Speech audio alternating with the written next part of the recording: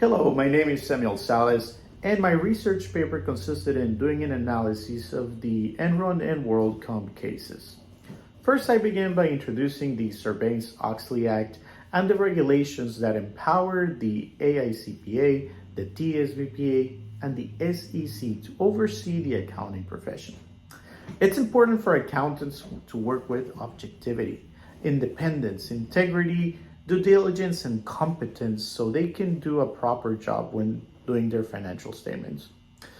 Many investors rely on the accountant's information to make proper business decisions, and if these elements are not embedded in the code of ethics of an accountant, things can go really bad. And we can see this happening in these two cases of Enron and WorldCom. Enron was one of the biggest energy companies in the United States, and the greed and of the executives pushed them into trying to be the biggest company in the world.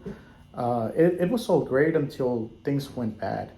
They decided to make investments in things that didn't really return the profits that they wanted to, and it pushed them into finding creative ways to hide their debt in SPEs, special purpose entities, and using elaborate accounting methods to defraud the public.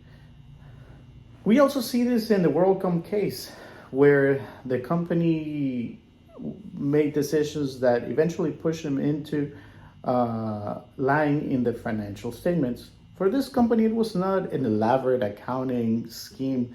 It was as simple as just making up journal entries under the direct orders of the CFO.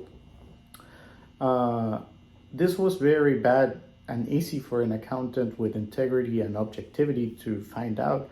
In fact, the person responsible for finding this was the internal auditor, and because the transactions were very basic, she managed to figure them out and expose it to the public.